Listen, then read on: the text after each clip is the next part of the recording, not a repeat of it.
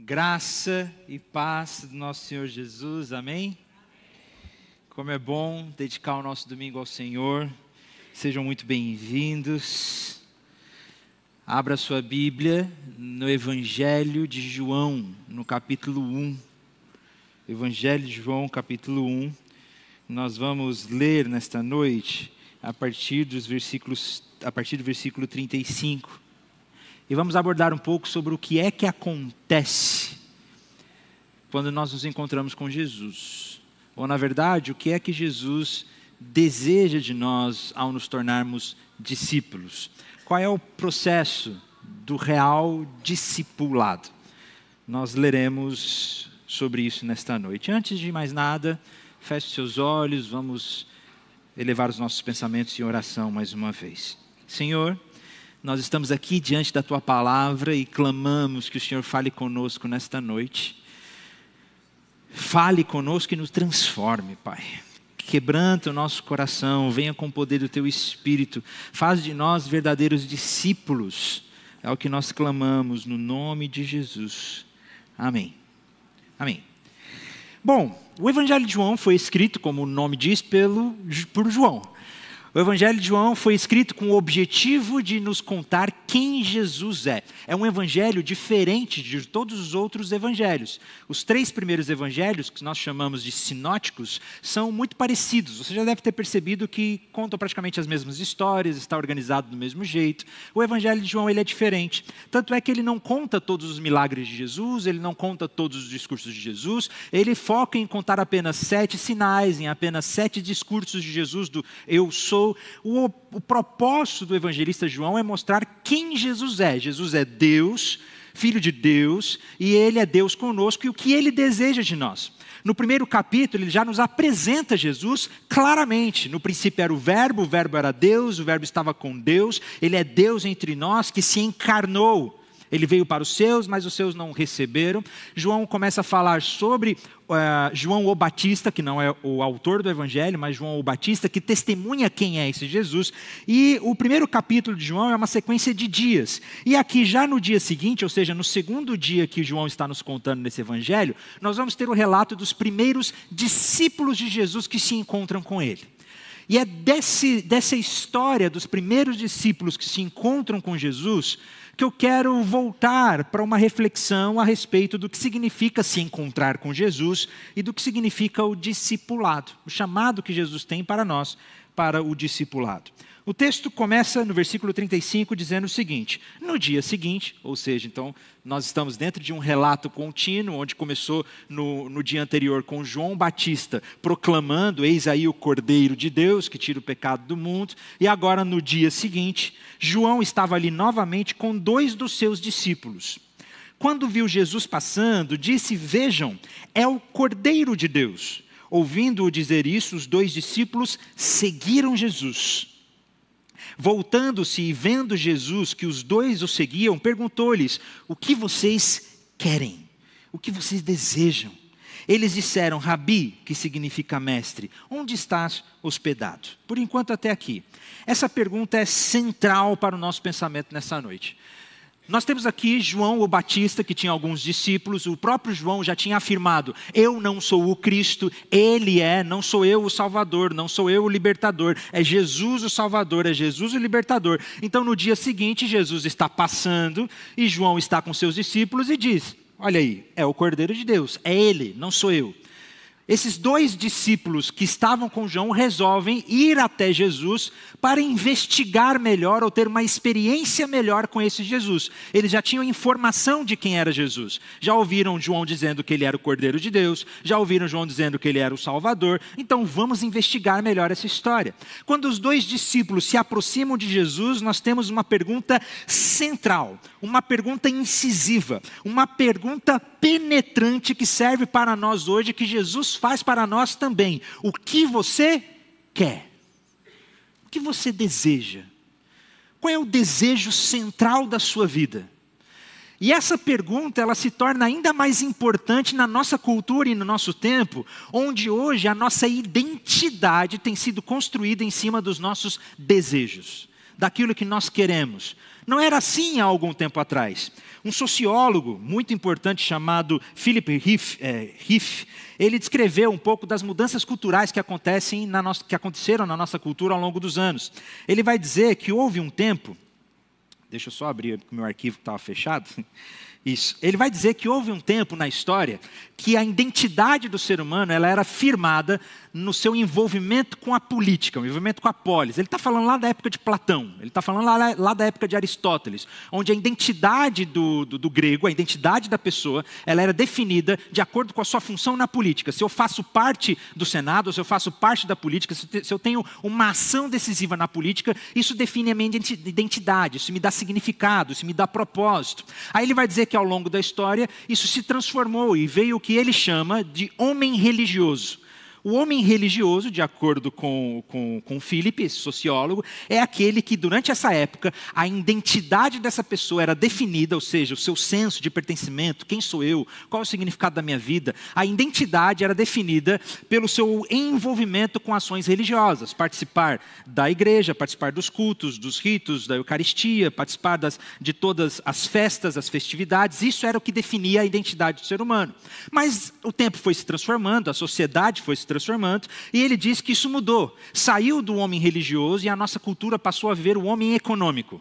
O que é o homem econômico? A sua identidade, o seu senso de pertencimento e significado é definido não mais pela sua ação religiosa, mas pela sua ação econômica no mundo. Sua profissão, os seus afazeres, o sustentar a sua família, fazer parte de uma cultura onde eu produzo, onde eu sou valorizado, onde eu possuo uma atividade econômica. Isso foi um tempo da história. E aí, o Philip vai dizer que hoje nós vivemos numa outra época da nossa cultura, onde nós saímos do homem econômico e nós vivemos hoje na era do homem psicológico, do homem terapêutico. E qual é a ideia do homem psicológico de acordo com esse sociólogo? Que hoje a nossa identidade não é mais definida pelos nossos afazeres religiosos, não é mais definida pela nossa ação econômica no mundo, mas a nossa identidade hoje ela é definida por aquilo que me dá significado, de acordo com os meus desejos e sentimentos. Eu sou aquilo que eu desejo, eu sou aquilo que eu sinto. A minha identidade é definida de acordo com as minhas expectativas, com aquilo que eu quero. Esse é o tempo que nós vivemos hoje. A nossa identidade, a nossa cultura é definida por aquilo que eu desejo. A minha realização está ligada intimamente em ter satisfação, em ter os meus desejos supridos. E qualquer ideia de um trabalho que me oprima, ou que meus desejos não sejam satisfeitos, isso é opressor. Isso impede a minha busca por felicidade. É considerado prejudicial. Eu tenho que ser fiel a mim mesmo, eu tenho que seguir o meu próprio coração, eu tenho que fazer os meus desejos, as minhas vontades. E isso está em tudo, meus irmãos. Isso está nos filmes que nós vemos, nas séries que nós assistimos, nos museus em que a gente frequenta. A nossa cultura hoje, ela é moldada por esse homem psicológico, esse homem terapêutico. Essa é a ideia de que eu busco só o que me satisfaz, o que me faz feliz. Por que eu estou falando tudo isso? Porque dentro das igrejas isso chegou também.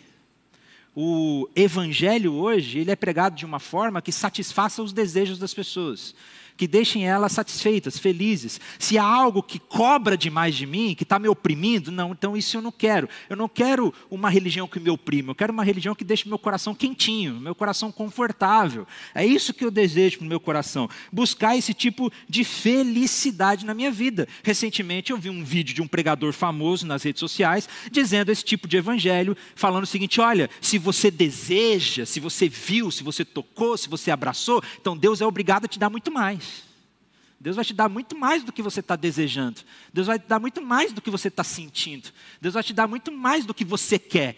Nós somos moldados pelos nossos desejos. E o discipulado, o verdadeiro chamado de Jesus tem sido colocado ou esquecido.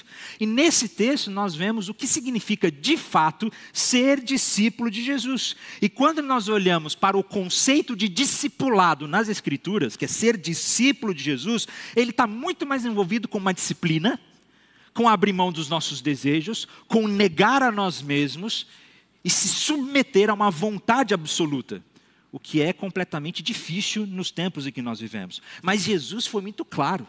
Foi exatamente isso que Jesus diz no Evangelho de Mateus, no capítulo 16. Quem quiser salvar a sua vida, a perderá. Mas quem perder a sua vida por minha causa, a encontrará.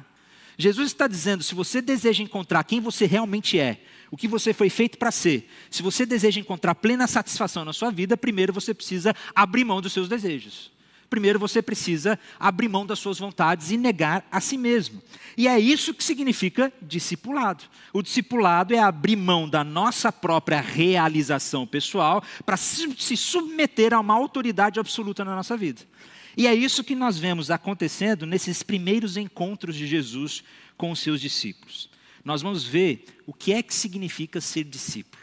Esses dois discípulos de João Batista, que nós vamos descobrir que um é André, e bem provavelmente o outro é o próprio evangelista João, o próprio autor do Evangelho de João. Então eu creio nisso, que é João e André que estão aqui se encontrando com Jesus. Nós vamos descobrir que quando esses dois discípulos se encontram com Jesus, Jesus faz a pergunta central: o que é que vocês desejam? O que é que você deseja? O que é que você deseja para ser feliz? Para ter vida realizada? Sabe aquela imagem de boa vida? De vida boa? É isso. O que é que você deseja? Qual é a ideia que você tem do que é ter uma boa vida? Ter uma boa vida é o quê? É ter casa, carro, é ter uma família, é ter filho, é ter um bom emprego, é ter dinheiro? Qual é a sua ideia de boa vida? Aqui nós descobrimos que esses discípulos desejam entender melhor quem é Jesus e conhecer Jesus. E nós vamos ver que ao se encontrar com Jesus, Jesus nos chama para segui-lo em uma grande aventura. Esse é o ponto central do nosso sermão de hoje. O sermão de hoje é um sermão de um ponto só, que é esse: Jesus nos chama para segui-lo em uma aventura. Em primeiro lugar, Jesus nos chama. E é isso que acontece aqui. Quando os discípulos se aproximam de Jesus, ele diz, ouvindo-os dizer, os dois discípulos seguiram Jesus. Voltando-se e vendo que os dois seguiam, perguntou-lhes, o que vocês querem? Eles disseram, Rabi, que significa mestre, onde estás hospedado? E respondeu Jesus, venham, venham. A dinâmica de Jesus se encontrar com discípulos e com seguidores sempre é de que Jesus os chama. E Jesus os chama para algo a mais. Venham, acompanhem-me, me sigam, venham comigo. Nós vemos no versículo 43, seguindo adiante no capítulo, que quando Jesus se encontra com Filipe, ele diz a mesma coisa, siga-me. Venham, primeiro lugar, Jesus nos chama, e Jesus me chama, Jesus te chama. Jesus não demora em nos desafiar para algo a mais, não apenas ficar observando ao redor, tentando entender quem Jesus é, se aproximando. Na verdade, nós vemos nas Escrituras que Jesus estava muito preocupado com aquelas pessoas que seguiam ele sem se aproximar de verdade. Sem segui-lo pelos motivos certos, pelos motivos corretos, apenas aquela multidão que acompanhava Jesus proximamente, Jesus sempre esteve muito preocupado com essas pessoas. Tem um exemplo muito interessante em Lucas, no capítulo 9, que quando uma pessoa chega para Jesus e fala, eu estou com você, Jesus, eu vou seguir você, eu estou com você até o fim, mas em vez disso, ao invés de Jesus simplesmente aceitar essa pessoa, ele diz, quer saber? As raposas não têm toca, as aves não têm ninho, mas o filho do homem não tem onde recostar sua cabeça. Você está vindo atrás de mim por motivos errados. Parece estranho a gente ver esse texto lá de Lucas capítulo 9, de uma pessoa chegando perto de Jesus e falando, Jesus, conta comigo, eu vou te seguir. E Jesus receoso. Fala, rapaz, é isso mesmo que você quer? Você tem certeza? Parece que Jesus não quer novos seguidores, é isso? Não, muito pelo contrário. Na verdade, o que Jesus está dizendo é que Ele não quer pessoas que acreditem nele. Eu não quero pessoas que acreditem em mim. Eu não quero pessoas que estão perto de mim. O que eu desejo de fato são seguidores. Não pessoas que gostam de mim, mas verdadeiros discípulos. Jesus nos chama para um processo de discipulado. Não apenas acompanhá-lo à distância. Não apenas estar perto de Jesus. Qual é a razão pela qual você está perto de Jesus? Você está perto de Jesus porque você gosta de multidão, você gosta de muita gente, né? Eu gosto num domingo à noite, assim, tem muita coisa para fazer em casa, eu gosto de estar com galera, eu gosto de estar com gente, então vamos lá na igreja. Você gosta de Jesus, você é um fã de Jesus, você está perto de Jesus porque você está interessado em alguma coisa, mas nunca respondeu o chamado de Jesus. Existem muitas razões pelas quais nós nos aproximamos de Jesus, sem se tornar seus discípulos verdadeiros e genuínos. Existem muitas razões. Existem algumas pessoas que, como eu acabei de falar, simplesmente gostam de multidões, né? Gosta do movimento, gosta de ver a coisa acontecendo. Então você se aproxima de Jesus, não com o objetivo de ser discípulo de Jesus, mas você se aproxima de Jesus porque você gosta da multidão. Você gosta das personalidades que gostam de Jesus. Hoje em dia, seguir Jesus, ou dizer que segue a Jesus, está na moda. Está na moda, gente. O tanto de influenciador crente que tem aí no Instagram, de gente famosa que é crente, mas que não é discípulo genuíno de Jesus. Porque a gente vai ver hoje o que é que significa ser discípulo de Jesus. Você está se aproximando de Jesus por que razão você está perto de Jesus? Porque você gosta dele? Algumas pessoas se aproximam de Jesus porque desejam receber algo em troca. Porque desejam um milagre. É aquele relacionamento pagão do Antigo Testamento, onde eu ofereço um sacrifício a um Deus para que o Deus me dê aquilo que eu desejo, aquilo que eu quero. Existem algumas pessoas que se aproximam de Jesus porque ele tem poder para curar. Porque ele tem poder para fazer milagre. Realmente, Jesus tem poder para curar, Jesus tem poder para fazer milagre. Só que é muito interessante que o próprio Jesus é muito duro com as pessoas que se aproximam dele simplesmente por causa dos seus milagres. Existe uma história no próprio Evangelho de João, logo após a multiplicação dos pães e dos peixes, onde uma multidão começa a se aproximar de Jesus, justamente porque viu Jesus realizando um ato tão milagroso, e aí quando ele vê essa multidão se aproximando, Jesus diz, quer saber? Vocês estão vindo a mim só porque vocês querem comer pão. Vocês estão se aproximando de mim simplesmente por causa dos milagres que eu fiz, mas não pelos motivos corretos. Jesus é muito duro com as pessoas que se aproximam dele com algum interesse. Jesus é muito duro com as pessoas que se aproximam dele porque desejam receber algum milagre. Existem algumas pessoas que se aproximam de Jesus porque estão curiosas, genuinamente curiosas, de saber quem é esse. Era o caso aqui de João e de André. Eles se aproximaram de Jesus nesse momento porque eles estavam curiosos. Eles ouviram do João Batista, eis o Cordeiro de Deus. Então eles se aproximam de Jesus com curiosidade. E é possível que tenham pessoas aqui nesta tarde que estão curiosos a respeito de Jesus.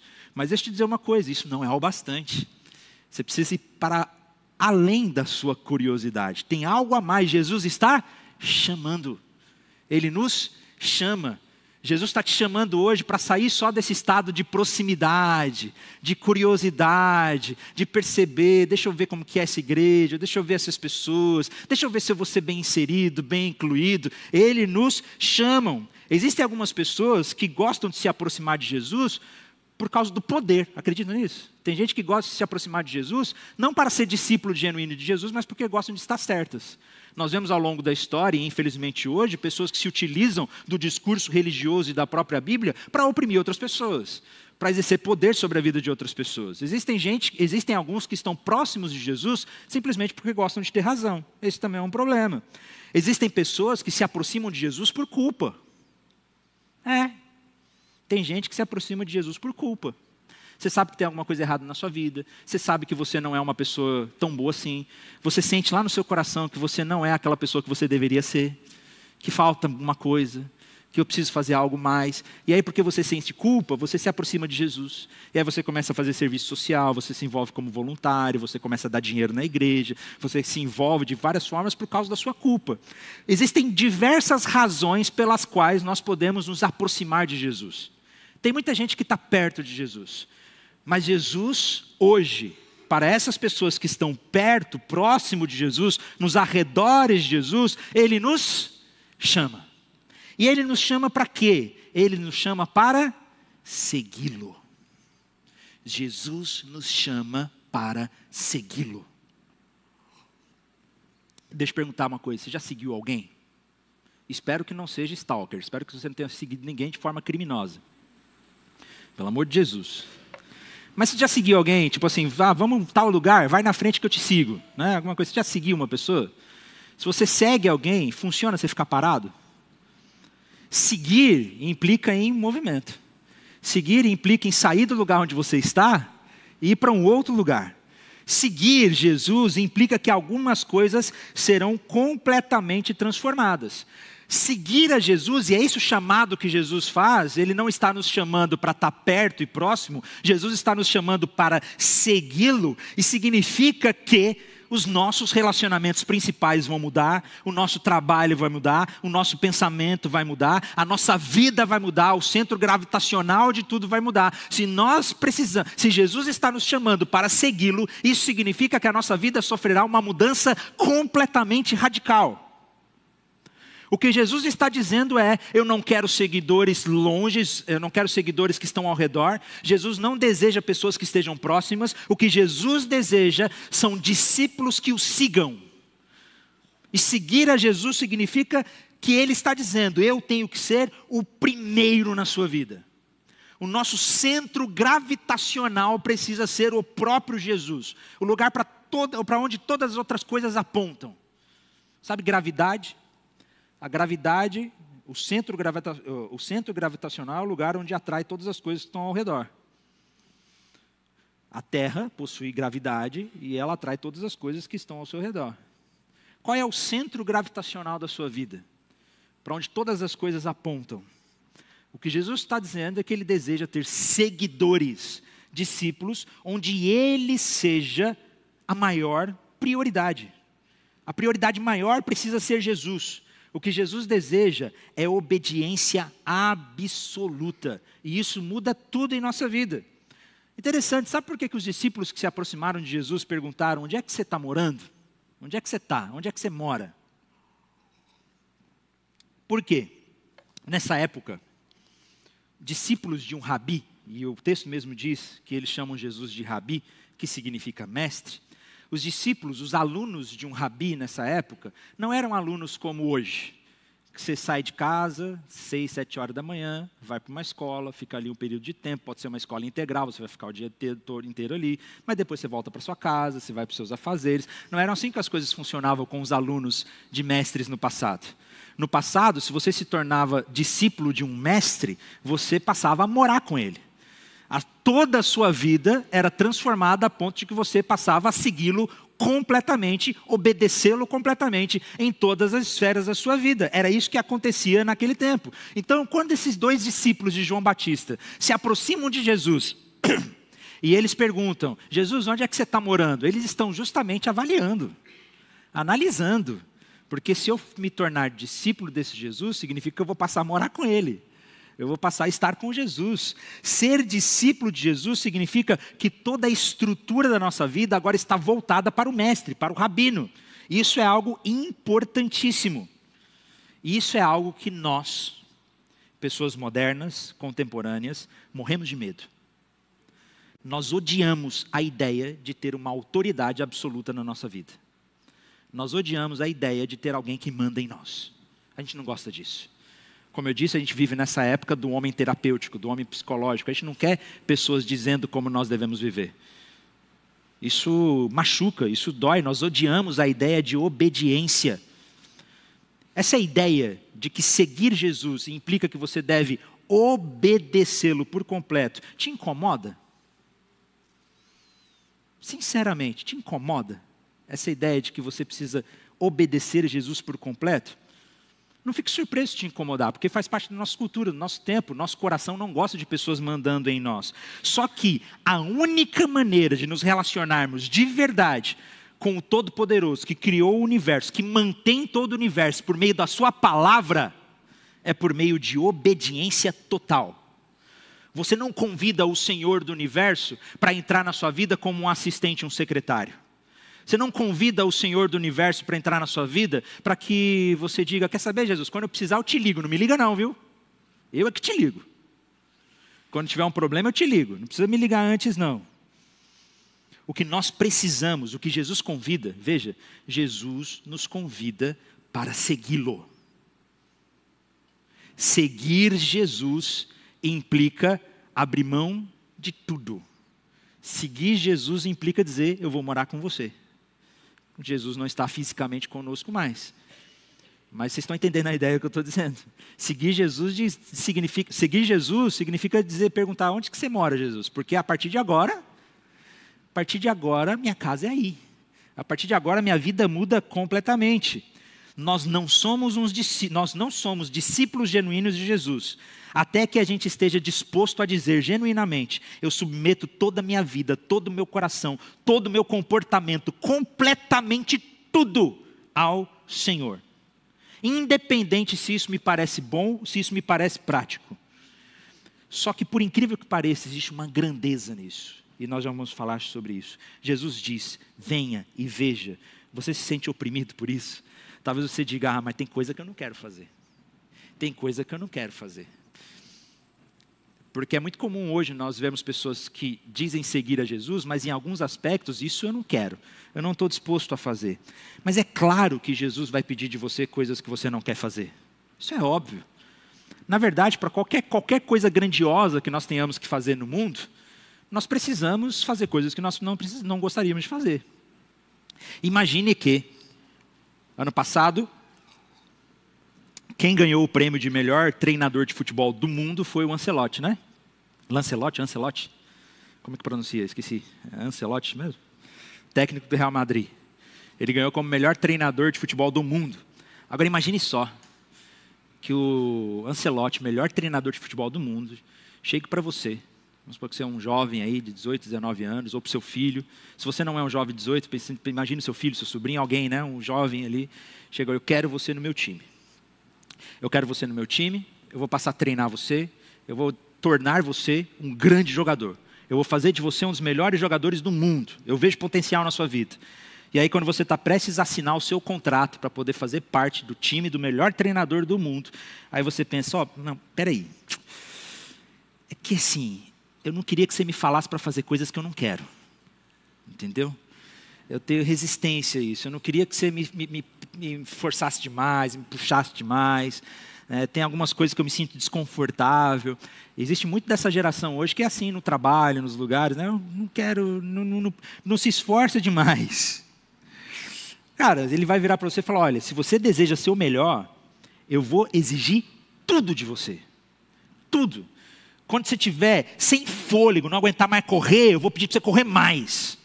Quando você não aguentar mais fazer uma flexão, você vai ter que fazer mais 10, mais 20. Eu vou exigir tudo de você. Vai ter momento que você vai querer me xingar. Vai ter momento que você vai querer abandonar tudo. Vai ter momento que você vai olhar para a minha cara e você vai me odiar. Eu vou exigir tudo de você. Mas acredite em mim, eu vou fazer de você o melhor. Gente, se é assim na vida, se você deseja fazer coisas grandiosas no mundo, você vai ter que fazer muita coisa que você não quer. Você vai ter que suportar muita coisa que você não deseja. Se é assim na vida, imagine no cristianismo. Jesus exige tudo de nós. Tudo. Tudo. Nós precisamos permanecer firmes na sua palavra. No Evangelho de Lucas, no capítulo 14, ele mesmo diz: se alguém vem a mim e ama o seu pai, a sua mãe, a sua mulher, seus filhos, seus irmãos e irmãs, até a sua própria vida, mais do que a mim, não pode ser meu discípulo. Eu sei que pode parecer assustador essa mensagem, porque a gente está acostumado a ouvir essa mensagem, a gente está acostumado a ouvir um evangelho de um Jesus que é bonzinho e dá aquilo que você deseja ao seu coração, né? Se você desejar, se você tocar, se você abraçar, Jesus vai te dar. Mas o que a Escritura nos diz de fato é que Jesus está chamando você para segui-lo. Segui-lo. E seguir Jesus implica em dizer que se você ama o mundo... Claro que Jesus não está falando que você não pode amar sua mãe e seu pai, é óbvio, né? O que ele está dizendo é que se você ama esse mundo mais do que a Jesus, você não é digno de ser discípulo de Jesus. Aquele que não carrega a sua cruz e não me segue, não pode ser o meu discípulo. A gente vive ouvindo dizer que a gente vai ser completo, ou nós vamos ser felizes quando a gente seguir os nossos desejos. Só que a grande questão é que Jesus nos chama para segui-lo. E o grande paradoxo do Evangelho é que nós só encontraremos plena realização na nossa vida quando nós negarmos a nós mesmos. Jesus nos chama, ou Jesus te chama para segui-lo e viver uma grande aventura. E aí as coisas começam a ficar interessantes. Como assim viver uma grande aventura? Para onde? Jesus nos chama para segui-lo em que direção? Jesus nos chama para segui-lo para onde? Para onde é que a gente vai agora? E olha o que o texto continua dizendo. venham e verão. Versículo 39. Então foram, por volta das 4 da tarde, viram onde estavam hospedados e passaram com ele aquele dia. Interessante, nós temos aqui 2 discípulos que se aproximam de Jesus. É como nós estamos nos aproximando de Jesus. Imagine você nesse cenário. Você está se aproximando de Jesus. Jesus olha para você e diz: e aí, o que você quer? O que você deseja? E ele te convida: venha, siga-me. Para onde? Para onde que eu vou seguir Jesus? Para que direção que eu vou? Eles foram e passaram com Jesus aquele dia. Interessante, o texto aqui na NVI diz que eram 4 da tarde. Existe alguma discussão a respeito desse horário? Porque quando João escreveu o seu evangelho em grego, ele escreveu aqui 10ª hora.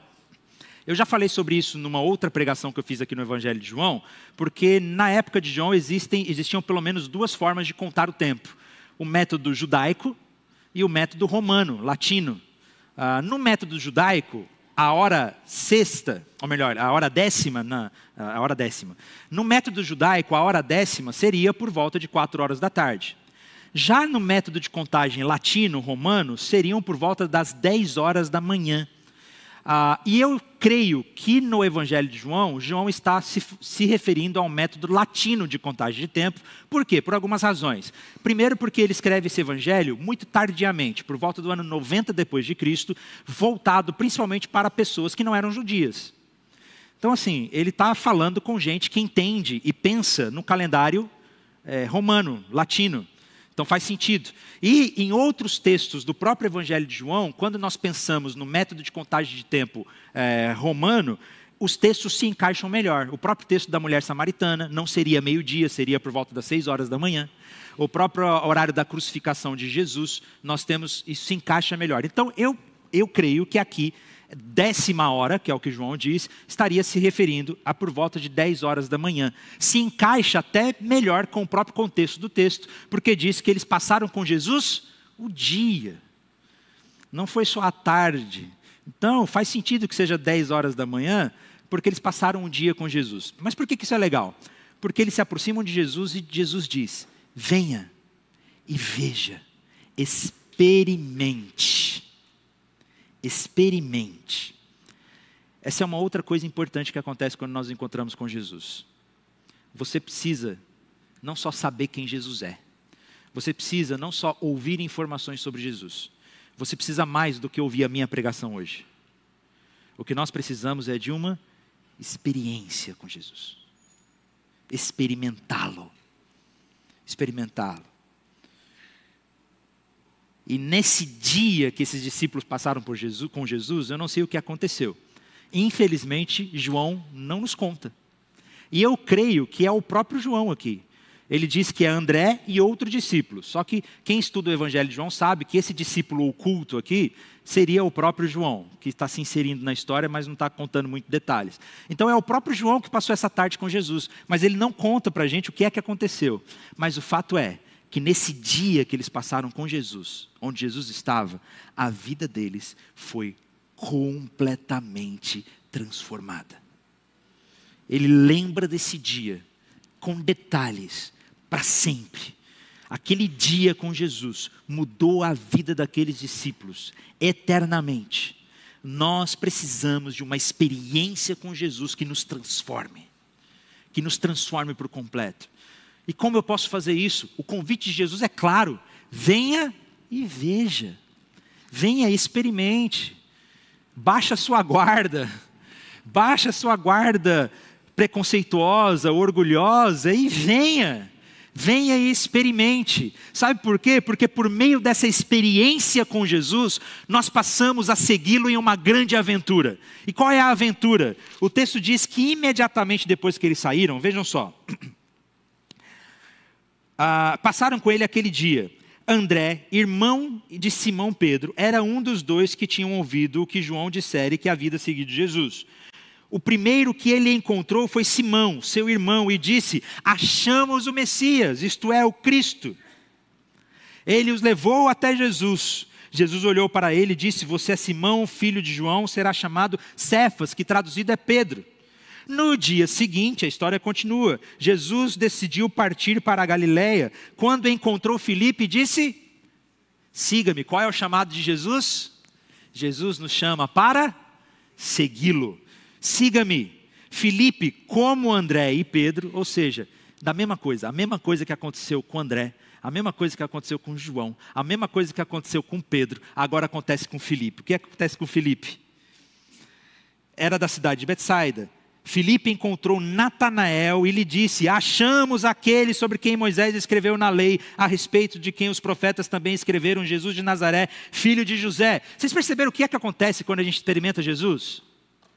Quem percebeu aqui nesse texto o que é que acontece? Qual é a aventura que nós entramos quando nós conhecemos Jesus? Imediatamente eles passam a testemunhar. A testemunhar.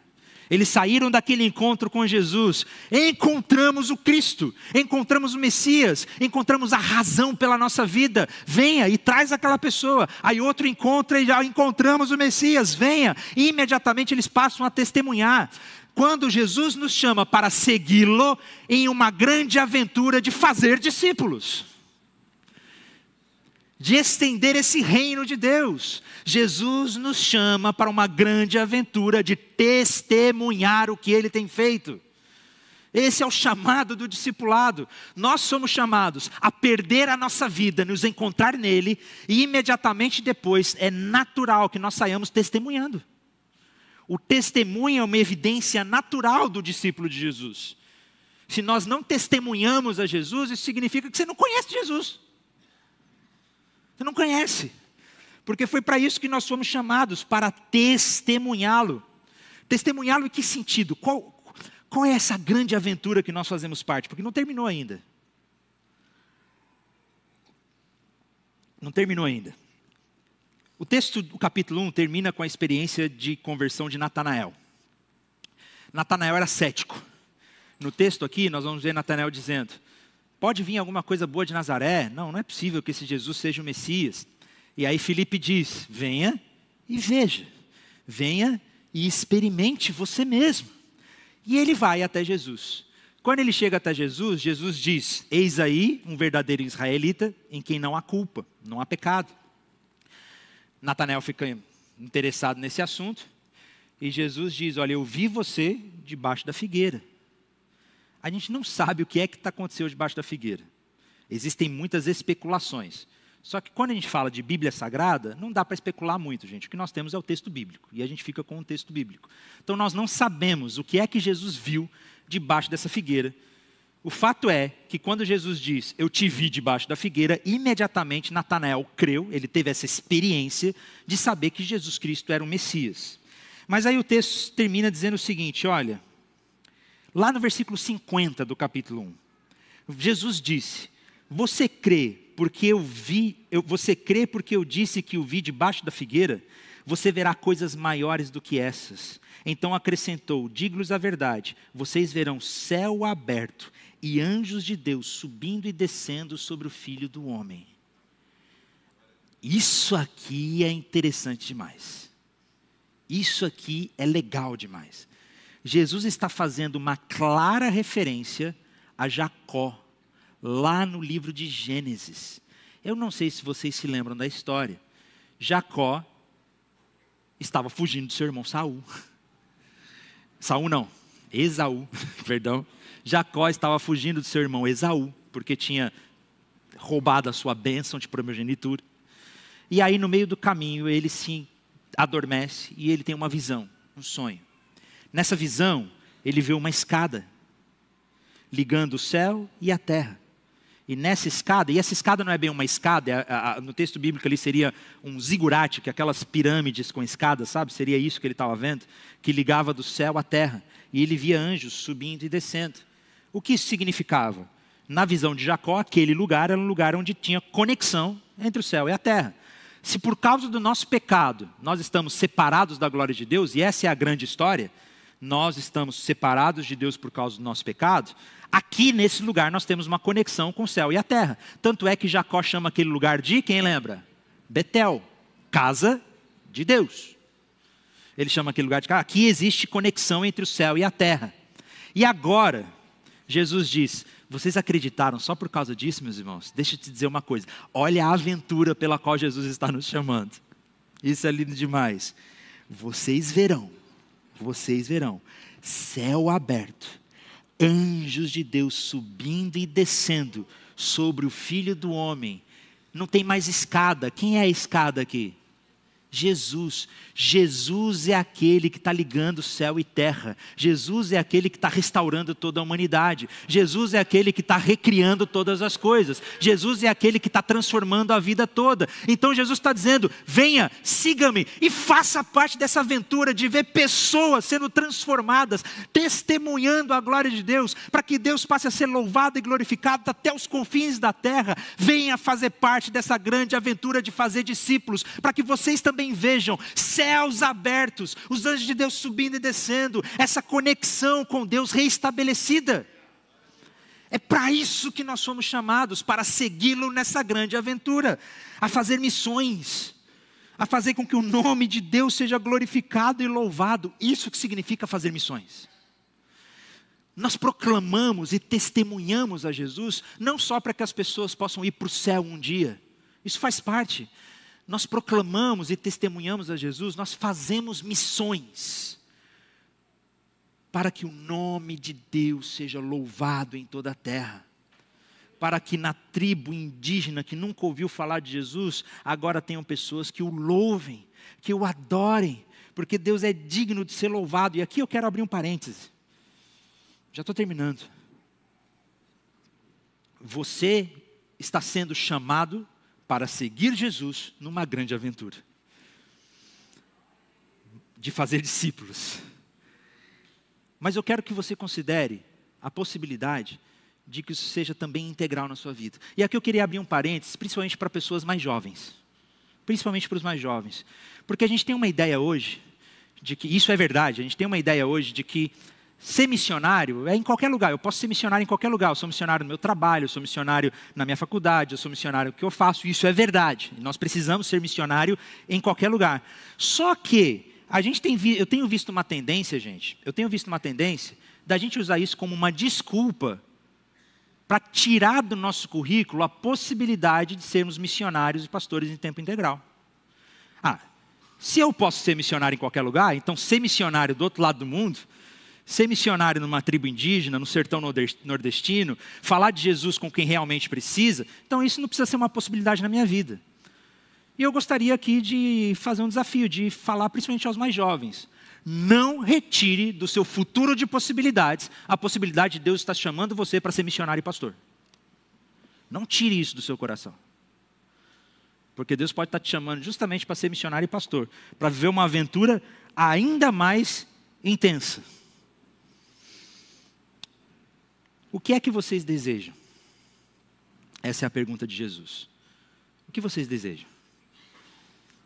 E muitos de nós nos aproximamos de Jesus, oferecendo a Jesus os nossos desejos.